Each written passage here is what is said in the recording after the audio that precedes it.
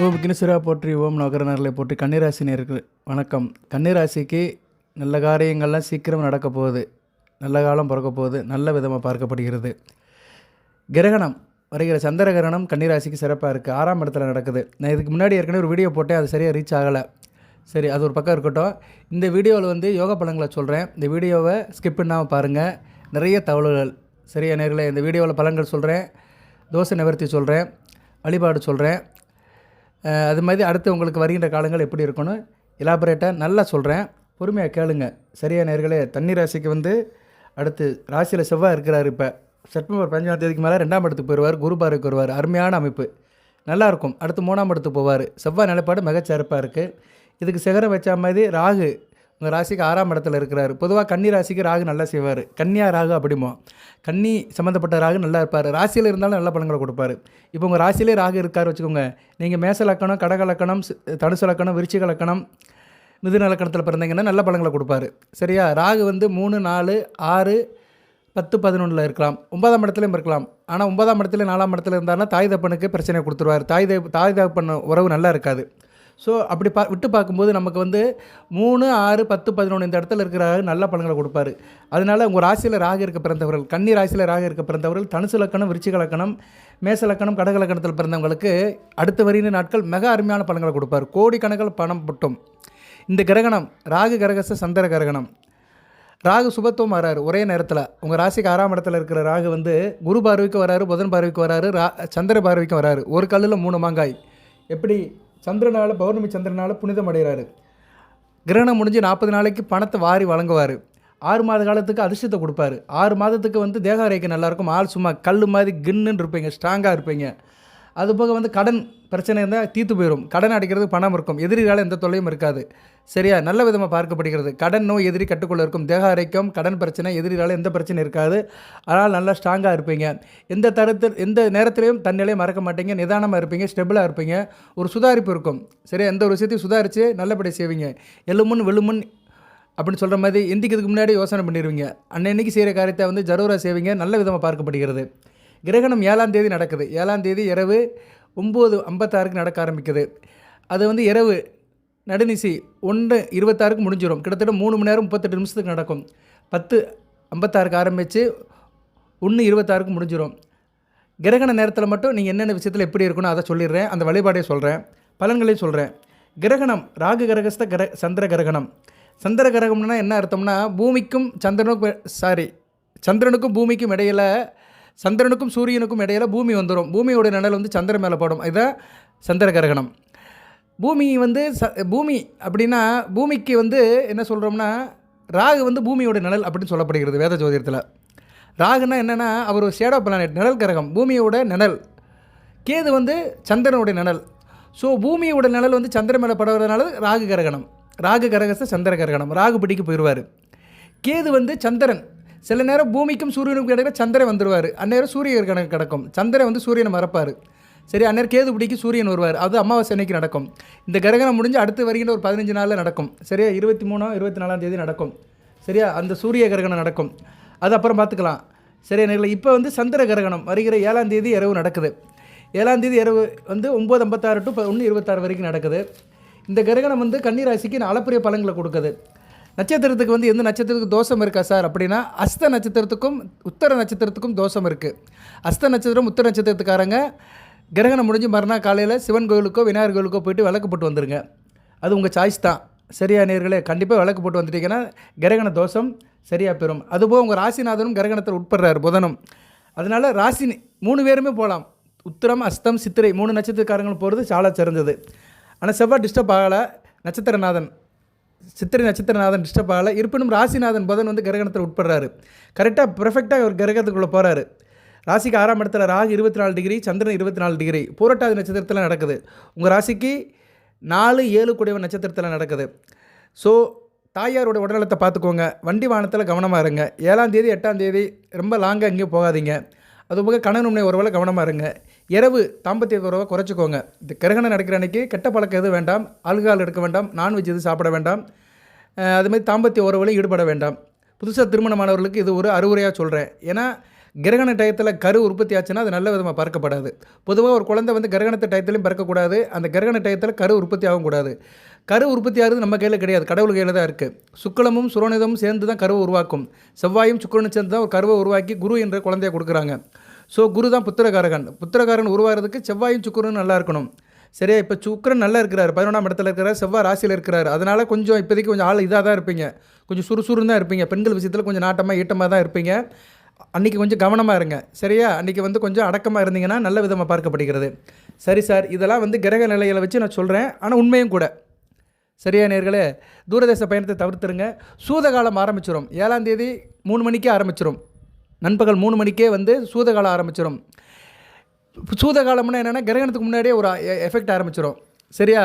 முதலமைச்சர் வரதுக்கு முன்னாடி ரோடை கிளியர் பண்ணுறாங்களே, கான்வாலாம் வந்து கிளியர் பண்ணிடுவாங்க.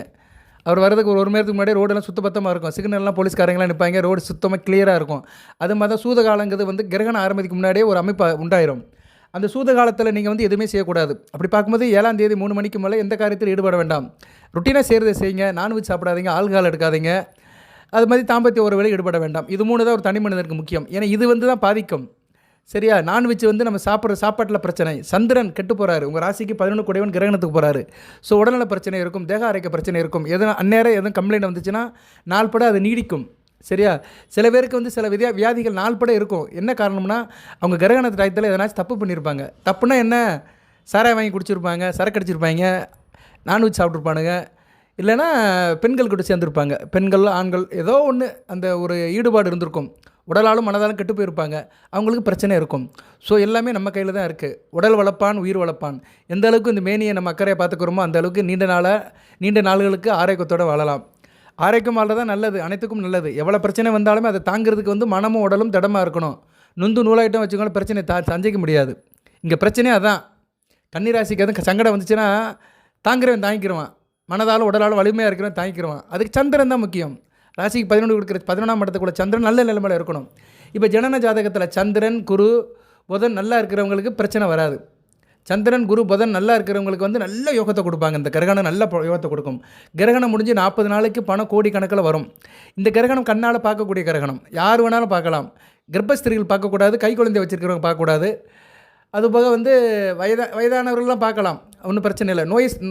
நோய் தாக்கம் இருக்கிறவர்கள் பார்க்கக்கூடாது, மனநோய் பாதிக்கப்பட்டவர்கள் பார்க்கக்கூடாது, சித்தப்பிரமை ஆனவர்கள் பார்க்கக்கூடாது. மற்றபடி நார்மலாக இருக்கிற ஆண்கள் பெண்கள் எந்த வயதினர்களும் பார்க்கலாம். ஒரு குறிப்பிட்ட அம்சத்தில் இருக்கிறவங்க மட்டும் தான் பார்க்கக்கூடாது. வெறும் கண்ணாலே பார்க்கலாம். வீட்டுக்கு மாடியில் நின்று பார்க்கலாம். கரெக்டாக ஒரு 11 மணிக்கு மாடியில் போய் நின்னீங்கன்னா கிரகணம் ஆரம்பிச்சிடும். நல்லா தெரிய ஆரம்பிச்சிடும். 1:30 வரைக்கும் தெரியும். சந்திரன் சிகப்பு கலராக மாறிடுவார், ரத்த நிலாவாக மாறிடுவார், ரெட் மூன் நல்லா பார்க்கலாம். இதெல்லாம் வந்து வாழ்க்கையில் எப்போயோ ஒரு இடத்துல ரேராக நடக்கும். பௌர்ணமி அன்னைக்கு நடக்கும். ஏன்னா அன்றைக்கி என்ன மேகம் இருக்கக்கூடாது, மழை பெய்யக்கூடாது. இதெல்லாம் நடக்காமல் இருந்துச்சுன்னா கிளியராக தெரியும். நம்ம ஆசியா கண்டத்தில் எல்லா இடத்துலையும் தெரியும். நீங்கள் வந்து எங்கே வேணாலும் பார்க்கலாம். சரியா நேயர்களே? சென்னையிலையும் பார்க்கலாம், மதுரையிலும் பார்க்கலாம், திருச்சியிலும் பார்க்கலாம், கோயம்புத்தூரிலும் பார்க்கலாம், தமிழ்நாட்டில் எந்த இடத்துலையும் பார்க்கலாம், ஆசிய துணைக்கண்டத்தில் எங்கே வேணாலும் பார்க்கலாம். ரைட்டு. இப்போ கண்ணால் பார்க்குற கிரகணம் கை நிறைய கட்டுக்கட்டாக பணத்தை கொடுக்கும். சரியா? கட்டுக்கட்டாக பணம் கண்டிப்பாக வரும். அடுத்து வருகின்ற 40 நாட்களில் பணம் புரளும் பல வகையில். உத்தியோகம் பண்ணுறவங்க சிறப்பாக இருப்பீங்க. உத்தியோகத்தில் புலியாக இருப்பீங்க. காரியகாலம் இருக்கும், காரிய தடை எதுவும் இருக்காது, காரிய சித்தி இருக்கும். நல்ல விதமாக பார்க்கப்படுகிறது. சரியா நேயர்களே? சனி ராகு ஒரே நேரத்தில் சுபத்துவம் மாறாங்க. சனி பகவான் சம்மந்தப்பட்ட விஷயங்கள் நல்லாயிருக்கும். அதிர்ஷ்டம் கை கொடுக்கும். ராசிக்கு 5, 6 கூடவன் நல்ல நிலைமைக்கு வரதுனால உத்தியோகத்து பருவங்களும் நல்லாயிருக்கும். சனி பகவான் சம்மந்தப்பட்ட உத்தியோகம், பழைய பொருட்கள், கிருஷ்ணாயில், ஃபெனாயில், டீசல், பெட்ரோல், கழிவுப் பொருட்கள், ஹார்ட்வேர்ஸ், சிமெண்ட் கடை, பெயிண்ட் கடை, இரும்பு கடை, சென்ட்ரிங் ஒர்க், கன்ஸ்ட்ரக்ஷன் மெட்டீரியல், ஜல்லி, மணல், சப்பலை, தரை கீழே உள்ள பொருட்களை தோண்டி எடுத்து கொடுக்குறது, இப்படி ரா மெட்டீரியல் சம்மந்தப்பட்டவங்க, குவாரி டெஸ்ட்டு வச்சுருக்கிறவங்க, வண்டி வாகனம் வச்சுருக்கிறவங்க, travels, transport, mechanical engineering, automobile engineering work, இது சம்மந்தப்பட்டவங்களாம் பணம் வாரி வழங்கும். பணம் கையில் பயங்கரமாக இருக்கும். குறிப்பாக கவர்மெண்ட் கான்ட்ராக்ட் எடுத்தவங்களும் நல்லாயிருக்கும். ரோடு போடுறவங்க, கட்டடம் கட்டுறவங்க, பராமரிப்பு பணியில் இருக்கவங்க, மெயின்டெனன்ஸ் ஒர்க்கு சம்மந்தப்பட்ட எல்லாத்துக்குமே நல்லாயிருக்கும். மெயின்டெனன்ஸ்னாலே சனி பகவான் தான். பழைய இதை புதுப்பிக்கிறது, மெயின்டெனன்ஸ், ரிப்பேர் அண்ட் ரெனோவேஷன், இது மாதிரி work, contract, sub contract, back to back எடுத்தவங்க, பிரின்சிபல், யாராக இருந்தாலும் சரி, பொதுப்பணித்துறையாக இருந்தாலும் சரி, நெடுஞ்சாலைத்துறையாக இருந்தாலும் சரி, ஊரக வளர்ச்சிப்பறை துணையாக இருந்தாலும் சரி, எந்த துறையில் கான்ட்ராக்ட் எடுத்து செய்கிறவங்க, ஒரு 2 லட்சத்துக்கு கான்ட்ராக்ட் எடுத்து செய்கிறவங்களும் சரி, 200 கோடி கான்ட்ராக்ட் செய்கிறவங்களும் சரி, அந்த விரல் கட்டுற வீக்கம், அந்த இதுக்கேற்றமே லாபம் நல்லாயிருக்கும். அடுத்து வருகின்ற 40 நாட்கள் மிகச்சிறப்பாக பார்க்கப்படுகிறது. விவசாயம் மிகச்சிறப்பாக இருக்கும். விவசாய தொழில் பண்ணுறவங்களுக்கு நல்லாயிருக்கும். நீங்கள் வந்து இடத்த குத்தகைக்கு எடுத்து விவசாயம் பண்ணிங்கன்னா விவசாயம் வந்து பரிதமாகும். நல்ல விதமாக உங்களுக்கு மகசூல் இருக்கும். நல்ல விதமாக விவசாயம் போகும். ராகு நல்ல பலன்களை கொடுப்பார் 6ஆம் இடத்துல இருந்துக்கிட்டு. சரியா நேயர்களே, தைரியமாக இருப்பீங்க. இசை சம்மந்தப்பட்டவங்களுக்கு நல்லாயிருக்கும். சரியா, இசைவாணர்கள் இசைக்கலைஞர்களுக்கு மிகச்சிறப்பாக பார்க்கப்படுகிறது. ஆள் தைரியம் எதுலையுமே வந்து முனைப்பாக இருப்பீங்க. எந்த விஷயத்தையுமே நல்லபடி சக்ஸஸாக முடிப்பீங்க. கீர்த்தி பிரதாபம் திடகாத்திரம் இருக்கும். குலப்பெருமை இருக்கும். உங்கள் குலத்தை வந்து நல்லபடியாக இருப்பீங்க. குலப்பெருமைனா என்ன? குடும்பத்தோட கௌரவத்தை காப்பாற்றுவீங்க. இன்னார் குடும்பத்தில் பிறந்தவன் நல்லா இருக்கான்டா, நல்லபடி ஆயிட்டான், அவனுக்கு ஒரு வாய்ப்பு கிடைக்கும். சரியா, உங்கள் குடும்ப பெருமையை நிலையாட்டுறதுக்கு குடும்பத்தில் ஒரு நல்ல ஒரு நிகழ்வு நடக்கும். என்ன, உங்கள் பையனுக்கு ஒரு நல்ல வேலை கிடைக்கும், ஒரு நல்ல இடத்துல திருமணம் நடக்கும், ஏதோ ஒன்று நடக்கும். இல்லைன்னா உங்களுக்கே ஒரு நல்ல இடத்துல வேலை நடக்கும். வயதுக்கு ஏற்ற மாதிரி. இப்போ இந்த வீடியோ கேட்குறவங்க ஒரு 20 வயசுலேருந்து ஒரு 70 வயசுக்குள்ளே கேட்பீங்க. வயதுக்கு ஏற்ற மாதிரி நடக்கும். 70 வயசுங்களுக்கு என்ன சார் நடக்கும் அப்படின்னா, நல்ல பேர குழந்தைகள் பிறக்கும். பேர குழந்தைகள் நல்லாயிருக்கும். சரி, அவங்க மகனுக்கோ நல்ல ஒரு ஆண் வாரிசு கிடைக்கும். அதை வச்சு நீங்கள் இப்போ சந்தோஷப்பட்டுக்குறீங்க. என் குலப்பெருமையை பெருக்க, என் வம்சத்தை விருத்தி பண்ண எனக்கு பேரன் பிறந்துட்டான் அப்படின்னு மனசில் சந்தோஷப்படுவீங்க. இதை காட்டில் ஒரு சந்தோஷம் என்ன வேணும்? ஸோ குலப்பெருமை சம்மந்தப்பட்ட காரியம் இருக்கும். ஆள் நல்லா தைரியமாக இருப்பீங்க, புத்திசாலித்தனமாக இருப்பீங்க. செய்கிற காரியங்கள் எல்லாமே காரிய அனுகூலமாக இருக்கும். வெற்றி மேல் வெற்றிகள் இருக்கும். தன சேர்க்கை இருக்கும். பணம் பல வகையில் குறுகும். நிஷபாயோகம் என்ற புதிய யோகம் கிடைக்கும். கண்ணால் கிரகணத்தை பார்க்கலாம், கட்டுக்கட்டாக பணத்தை கையில் பார்க்கலாம். தம்மையில் இப்படி தான் போட போகிறேன். கிரகணத்தை கண்ணாலும் பார்க்கலாம். கண்ணால் பார்க்குற கிரகணத்தால் கையில் கட்டுக்கட்டாக பணம் வரும். 40 நாட்களுக்கு கையில் கட்டுக்கட்டாக பணம் வருகிறது. கன்னிராசினியர்களுக்கு விட்டுறாதீங்க. பணத்தை வந்து சேமிப்பு பண்ணுங்க. சரியா நேர்களே, ராசிக்கு 12ஆம் இடம் இப்படி இருக்குது. 12ஆம் இடத்துல சூரியன் புதன் கேது இருக்கிறாங்க. ஸோ செப்டம்பர் 15ஆம் தேதி வரைக்கும் கொஞ்சம் செலவுகள் இருந்துட்டு தான் இருக்கும். அதுக்கு பின்னாடி புதன் ராசிக்கு வந்துடுவார். நல்லபடியாக இருக்கும். செவ்வாய் 2ஆம் இடத்துக்கு போயிடுவார். குருமங்கள யோகம் நல்லா இருக்கும். ராசிக்கு 3 8 குடைவன் வந்து 2ஆம் இடத்துல குருமங்கலத்தில் யோகத்தில் இருக்கிறனால பணம் நல்லா வரும். எதிர்பாராத பணம் வரும். 8 குடைவன் 2ஆம் இடத்துல குரு பார்வைக்கு வரதுனால எதிர்பாராத பணம், இன்சூரன்ஸ் பணம், அரியஸ் பணம், நிலுவை பணம், பிறருடைய பணம், பிறர் யாராச்சும் உங்களுக்கு உயிர் எழுதி வைப்பாங்க. இது மாதிரி சம்பவங்கள்லாம் அடுத்து சிறப்பாக நடக்கும். செப்டம்பர் 15க்கு மேலே ரெக்க கட்டி படுப்பீங்க. புதனும் செவ்வாயும் ராகுவும் நல்ல பலன்களை கொடுப்பாங்க. சரியான நேரில் இந்த 3 கிரகங்களும் தங்களுக்குள்ள போட்டி போட்டுக்கிட்டு நல்ல பலன்களை கொடுக்கறதுனால கன்னிராசியை கையில் பிடிக்க முடியாது. கன்னிராசியை கையில் பிடிக்க முடியாத அளவுக்கு ரொம்ப ஜெகத்தால கில்லாடிதான் இருப்பீங்க. ஜேடிபியாக இருப்பீங்க. ஜெகத்தல பிரதாபனாக இருப்பீங்க. ஜேடிபி ஜெகத்தல பிரதாபனாக இருப்பீங்க. மிகச்சிறப்பாக பார்க்கப்படுகிறது. பிறருடைய அதிகாரத்துக்கு உட்பட மாட்டீங்க. நானே ராஜா, நானே மந்திரி, சரியா, எனக்கு நானே நீதிபதி அப்படின்ட்டு இருப்பீங்க. யாரும் உங்களை ஒன்றும் கண்ட்ரோல் பண்ண முடியாது, கவுண்டர் பண்ண முடியாது. ஸோ நீங்கள் நல்ல விதமாக பார்க்கப்படுகிறது. நல்ல தாய்மாமன் வழியில் நல்ல ஒரு ஏற்றம் இருக்கும். தாயாதி வழியில் நல்ல ஒரு சிறப்பு இருக்கும். அம்மா வழி உறவு, மாமா சித்தி பெரியம்மா இவங்களில் நல்ல உதவு இருக்கும். எதிர்ப்பே இருக்காது. எதிரியில் வந்து நிர்மூலமாக்கி வைங்க. தரிசு எதிர்த்து வரவன் வந்து தரிசாயிருவான். சரியா நேரில் எதிரையெல்லாம் தோசமாக்கி விட்டுருவீங்க.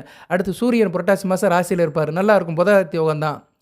அதுக்கடுத்து சுக்கரை வந்து ராசிக்கு 12ஆம் இடத்துக்கு சூரியன் வீட்டுக்கு வந்துடுவார். சூப்பராக இருக்கும். நல்லா இருக்குங்க. ஒரு வார்த்தை ஒரு தடவை சொன்னாலும் சரி, திருப்பி சொன்னாலும் சரி, சரி சார் நீ நல்லா தான் இருக்குன்னு சொல்கிறேன், ஆனால் எனக்கு நல்லா இல்லையா சார் அப்படின்னு சொல்கிறவங்களுக்கு செவ்வாய் புதன் ராகு நல்ல நிலமில் இருக்க மாட்டாங்க.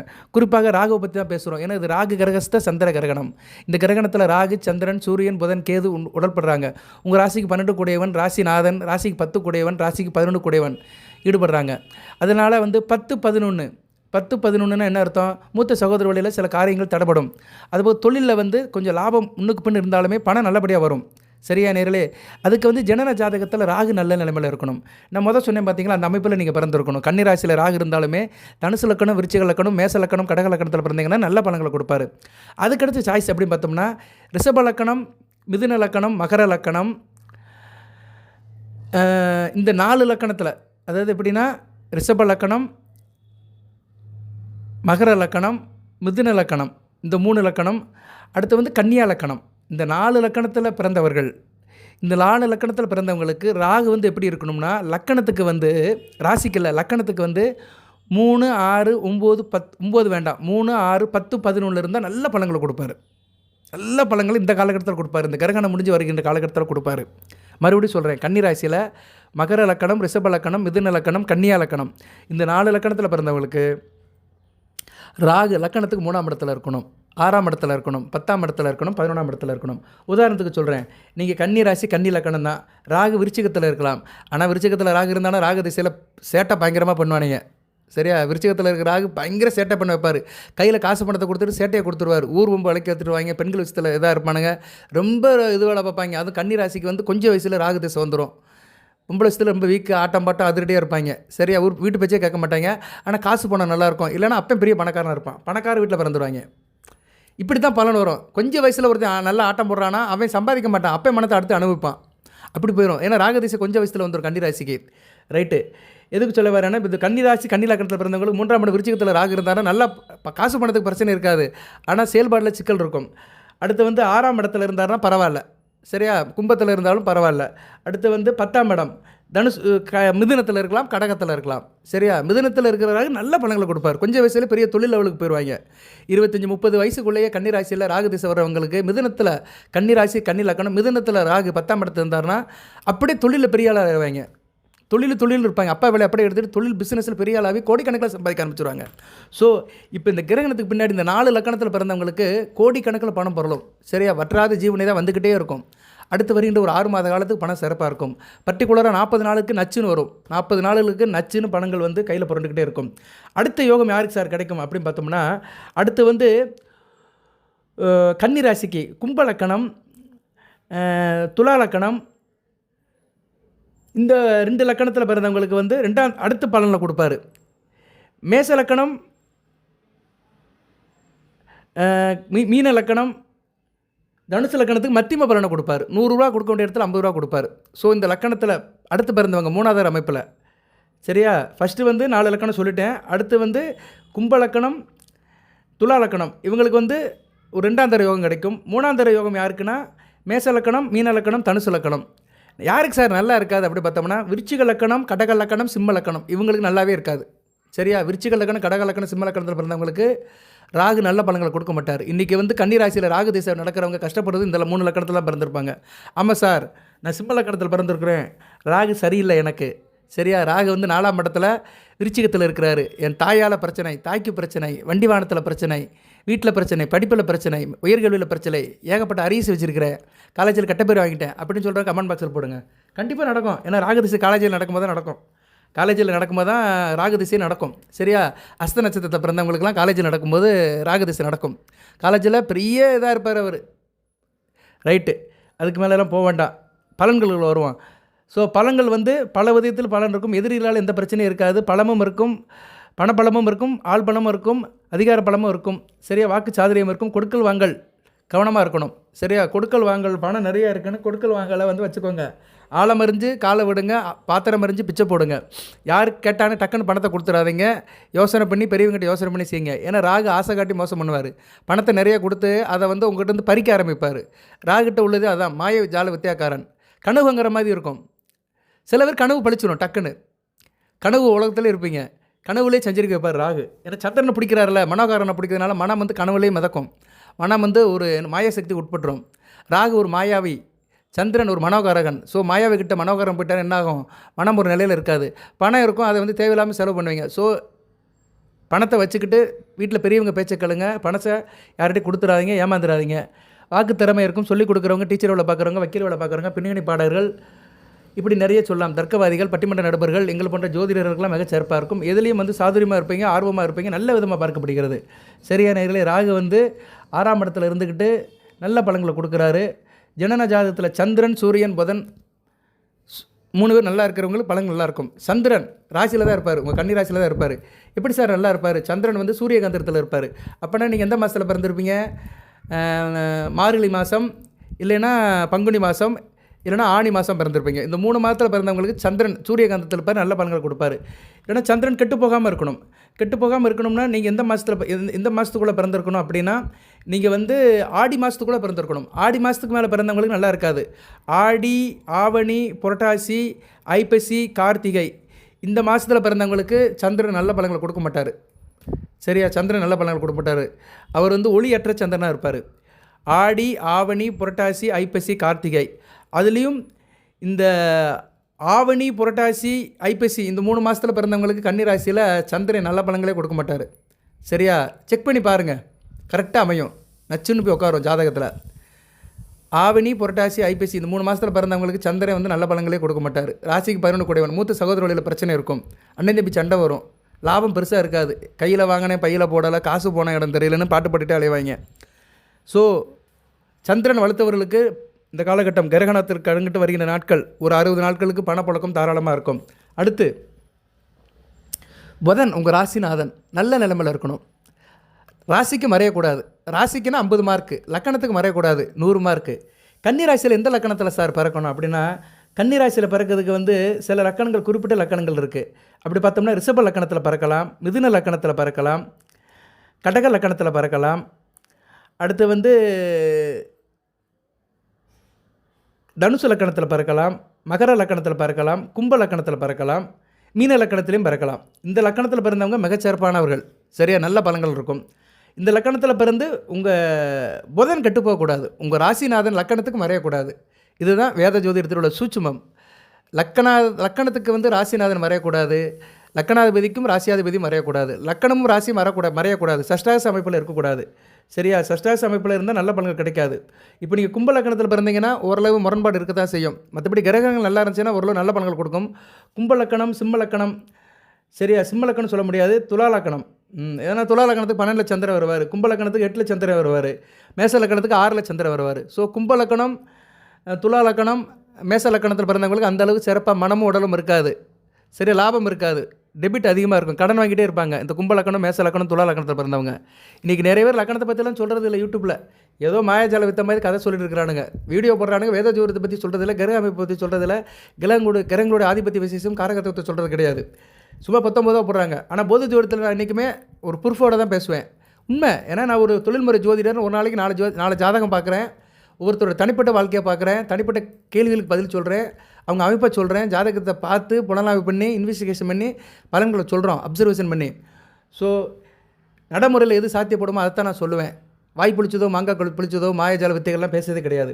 ஸோ இந்த லக்கணத்தில் பிறந்தவங்களுக்கு, நான் சொன்ன அமைப்பில் இருக்கிறவங்களுக்கு இந்த ராகு கரகஸ்த சந்திர கிரகணம் நல்லாயிருக்கும். அடுத்து வருகின்ற நாட்கள் மிகச்சிறப்பாக இருக்கும். 6 மாதத்துக்கு ஆள் நல்ல தேக ஆரோக்கியத்தோடு இருப்பீங்க. 60 நாட்களுக்கு நல்ல செல்வ செழிப்போடு இருப்பீங்க. 40 நாட்கள், அந்த 60 நாட்களையும் 40 நாட்களில் கோடிக்கணக்கில் பணம் வரும். கோடிக்கணக்கில் எப்படி சார் வரும்? உங்கள் இன்வால்மெண்ட்டுக்கு ஏற்ற மாதிரி வரும், உங்கள் ஆர்கனைசேஷனுக்கு ஏற்ற மாதிரி வரும், உங்கள் அமைப்புக்கு ரீதியாக வரும். இன்றைக்கி கோடிங்கிறது சர்வசாதாரணமாக ஒன்று. ஒரு ஐடி கம்பெனியில் ஒருத்தர் வேலை பார்த்தாலே 4 வருஷத்தில் கோடி சம்பாதிச்சிருவாங்க. சரியா, அது மாதிரி இன்றைக்கி வந்து கவர்மெண்ட்டில் வேலை பார்த்தாலும் சரி, அரசில் வந்து ஒரு ஆஃபீஸராக இருக்கிறாருன்னா மாதம் 1.5 லட்ச ரூபா சம்பளம் வாங்குவார், 5 வருஷத்தில் கோடிக்கணக்கில் பணத்தை சம்பாதிச்சிருவார். வருமானம் அது போக மற்றதெல்லாம் கிடைக்கும். சரியா, இப்படி பல வகையில் பணம் வந்து பொருளும் நல்ல விதமாக பார்க்கப்படுகிறது, நல்லாவும் இருக்குது. சரியா, 6ஆம் இடத்துல ராகு சந்திரன் நினைவு மிகச்சிறப்பாக பார்க்கப்படுகிறது. கன்னியா லக்கணத்தில் பிறந்தவங்களுக்கு வந்து ராசிக்கு உத்தியோகம் நல்லாயிருக்கும். சரியா, உத்தியோகம் பண்ணுறவங்களுக்கு மிகச்சிறப்பாக இருக்கும், உத்தியோகத்தில் உயர்வு இருக்கும், உத்தியோகத்தில் இன்க்ரிமெண்ட்டு ட்ரான்ஸ்ஃபர் எல்லாம் கிடைக்கிறது வாய்ப்பு இருக்குது. அதேமாதிரி குடும்பத்தோட சந்தோஷம் இருக்கும், குடும்பத்தில் குலதெய்வத்தோட அருள் இருக்கும், பிள்ளைகளால் பெருமை இருக்கும், பிள்ளைகள் நல்லபடியாக படிப்பாங்க. குடும்பத்தில் ஆரம்ப கல்வி படிக்கிற பிள்ளைகளுக்கு அதிர்ஷ்டம் கை கொடுக்கும், பேச்சில் நல்லா இருப்பீங்க, பழக்க வழக்கம் நல்லாயிருக்கும், ஆள் வந்து நல்ல ஒரு அதிர்ஷ்டக்காரனாக இருப்பீங்க, முகராசி கைராசி இருக்கும். அடுத்து வந்து இளைய சகோதர விஷயத்தில் நல்ல ஒரு ஏற்றம் இருக்கும், தம்பிகள்லாம் தங்க கம்பியெல்லாம் இருப்பாங்க, தம்பி தங்கைகளோட படிப்பு திருமணம் வேலைவாய்ப்பு நல்லபடியாக இருக்கும், அவங்களால் பெருமைப்படுவீங்க. தாயார் விஷயத்தில் கொஞ்சம் கவனமாக பார்த்துக்கோங்க, தாயோட உடல்நலத்தை பார்த்துக்கோங்க, தாய் வழி உறவில் பார்த்துக்கோங்க. இருப்பினும் தாய்மாமன் உறவு நல்லாயிருக்கும். பிள்ளைகள் விஷயத்தில் நல்ல லாபம் இருக்கும். உங்கள் குழந்தைகள், உங்களுக்கு வயசு 50 ஆகுது, உங்கள் குழந்தைகள் நல்லா படிப்பாங்க, நல்லா வேலைக்கு போவாங்க, நல்லா சம்பாதிச்சு கொண்டு வருவாங்க.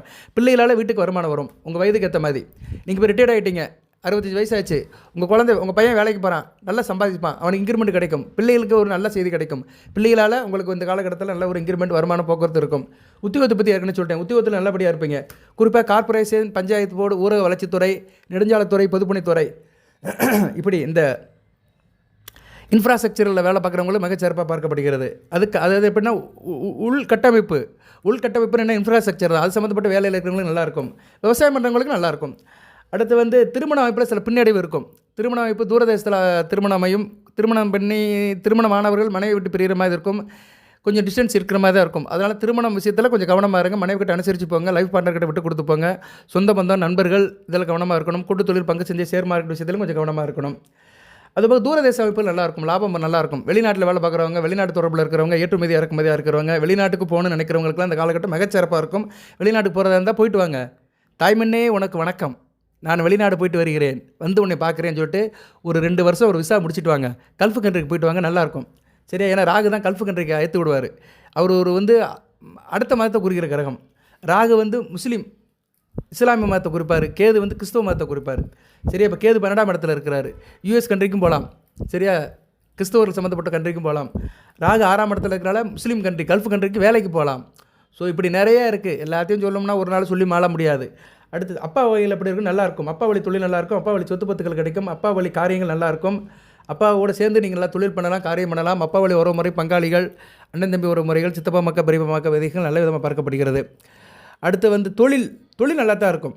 சரியா, தொழில் நல்ல லாபம் இருக்கும், புகழ் அந்தஸ்து இருக்கும், தொழிலில் வந்து உங்களுக்கு பேர் கிடைக்கும், பாப்புலாரிட்டி கிடைக்கும், அரசு வகையில் ராயல்ட்டி கிடைக்கும், அரசாங்க உதவி கிடைக்கும். ஸோ தொழில் பண்ணுறவங்களுக்கு புகழ் அந்தஸ்து நல்லபடியாக இருக்கும். குறிப்பாக வியாபாரம் பண்ணுறவங்களுக்கு மிகச்சிறப்பாக இருக்கும். நவதானிய வியாபாரம், அரிசி வியாபாரம், வெள்ளம் மண்டி, வெங்காய மண்டி, இப்படி மண்டி, காய்கறி கடை, உணவுப் பொருட்கள் சம்மந்தப்பட்டவங்க நல்லாயிருக்கும். அதுபோல் புத்தகம் சம்மந்தப்பட்டவங்க, பிரிண்டிங் ப்ரெஸ் வச்சுருக்கிறவங்க, சாஃப்ட்வேர் சம்மந்தப்பட்டவங்க, சாஃப்ட்வேர் சொல்யூஷன் வச்சுருக்கிறவங்க, இன்டர்நெட் சம்மந்தப்பட்டவங்க, கம்ப்யூட்டர் சம்மந்தப்பட்ட பிஸ்னஸில் இருக்கிறவங்க, அந்த ப்ரோக்ராமிங்லாம் செஞ்சு கொடுக்குறவங்க நிறையா இருக்குது. அதெல்லாம் நமக்கு தெரிய மாட்டேங்குது. இன்றைக்கி நவீன உலகத்தில் நிறைய செஞ்சு கொடுக்குறாங்க.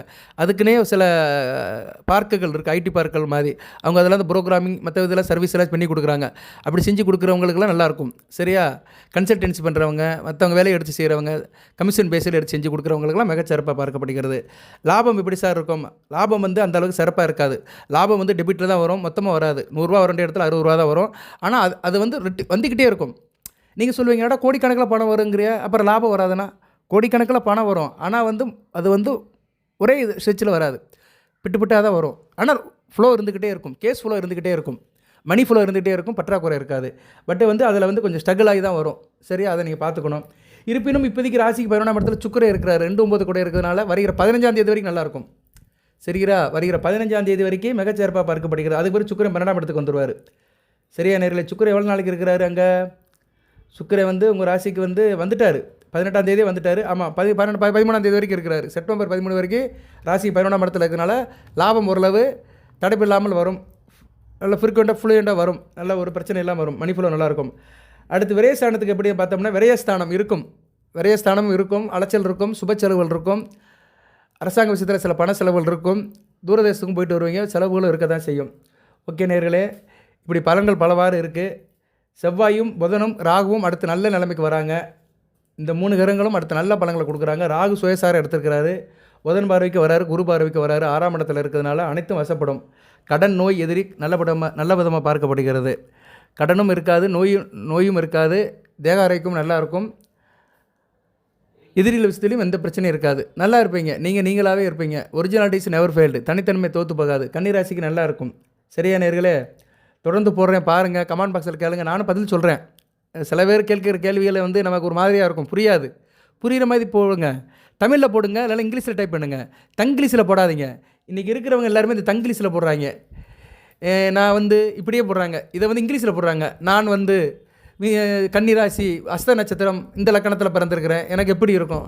இதை படிக்கிறதுக்கு எனக்கு சங்கடமாக இருக்குது. ஒன்று தாய்மொழி தமிழ்லேயே டைப் பண்ணுங்கள், இல்லைனா இங்கிலீஷில் டைப் பண்ணுங்கள். சரியா, இங்கிலீஷில் டைப் பண்ணிங்கன்னா எனக்கு ஈஸியாக இருக்கும். நான் அதை அப்சர்வேஷன் பண்ணி தமிழில் பதில் சொல்லிடுவேன். வாட்டர் மேபி நீங்கள் கேட்குற கேள்வி வந்து கொஞ்சம் மீனிங்காக இருக்கணும். சரியா, டீட்டெயிலோடு கேளுங்க. அஸ்த நட்சத்திரம், மிதுன லக்கணத்தில் பிறந்திருக்கிறேன், எனக்கு இப்போ குரு தசை நடக்குது, குரு வந்து இந்த இடத்துல இருக்கிறாரு. சரியா, மிதுன லக்கணம், அஸ்த நட்சத்திரம், கன்னிராசி, குரு வந்து 2ஆம் இடத்துல இருக்கிறாரு அப்படின்னா அதுக்கு நான் பலன் சொல்லுவேன். சரியா, அதுக்கு பரிகார வழிபாடு சொல்லுவேன். உங்களுக்கு மெயின் வந்து அந்த பரிகார வழிபாடு சொல்லிட்டாலே போதும். அந்த தசாபுத்திக்கு அந்த பரிகார வழிபாடை தனிப்பட்ட முறையில் செஞ்சுட்டிங்கன்னா பிரச்சனை தீர்ந்து போயிடும். அதுதான் ரொம்ப முக்கியம். சரியா நேர்களே, நமக்கு வந்து ரோடு நல்லா இருந்தாலே போதும். ஒன்று நடந்து போயிடலாம், இல்லைனா ஓடி போகலாம், இல்லைனா சைக்கிளில் போகலாம், இல்லைனா பைக்கில் போகலாம், இல்லைனா காரில் போகலாம், இல்லைனா பஸ்ஸில் போகலாம். ஆனால் ரோடு ஒன்று நல்லா இருந்தால் தான் எதுனாலும் பிரயாணம் பண்ண முடியும். நடந்து போகிறது கூட ரோடு நல்லா இருக்கணும்.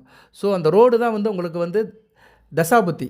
அதுக்குண்டான பலன்கள் வழிபாடுகளை வந்து நான் உங்களுக்கு சொல்லுவேன். சரியா, ஸோ ரோடு என்பது தசாபுத்தி என்பது ரோடு மாதிரி, அதான் கிளியரன்ஸ் கொடுக்கும்.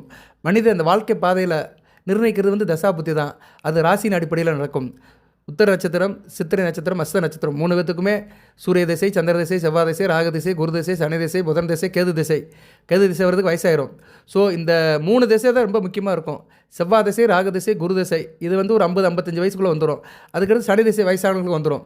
சரியா, அதனால் வயசுனா என்ன 40 to 50 வரும். அந்த வயசுக்கு ஏற்ற மாதிரி, நட்சத்திரத்துக்கு ஏற்ற மாதிரி. வாட்டர் மேபி 4 திசை முக்கியமாக இருக்கும். செவ்வாய், ராகு, குரு, சனி பகவான் திசை, இந்த 4 திசையுமே வந்து கன்னிராசிக்கு மைல் ஸ்டோனாக இருக்கும். சரியா, இதை பற்றி அடுத்து வருகின்ற வீடியோவில் போடுறேன். நிறைய தகவல் இருக்குது, அடுத்தடுத்து சொல்கிறேன். பலன்களையும் சொல்கிறேன், பரிகாரத்தையும் சொல்கிறேன், வழிபாடும் சொல்கிறேன். இதுக்கு முன்னாடி ஒரு வீடியோ போட்டு அதை நிறைய நேரம் பார்த்தாங்க. ஒரு 5 விதமான சிலைகளை வீட்டில் வாங்கி வைங்க. சரியா, காமதேனு சிலை, 7 குதிரைகள் ஓடி வர படம், அடுத்து ஆந்த சிலை, அடுத்து வந்து ஆம சிலை, அடுத்து வந்து ரெட்டை யானை சிலை. இந்த 5 சம்மந்தப்பட்ட பொருட்கள், இது சிலைகள் தான், மிருகங்கள் தான். இந்த மிருகங்களை நீங்கள் நேரில் பார்த்தாலும் சரி, தினமும் பார்க்க வாய்ப்பு கிடச்சிச்சின்னா ரொம்ப நல்லது.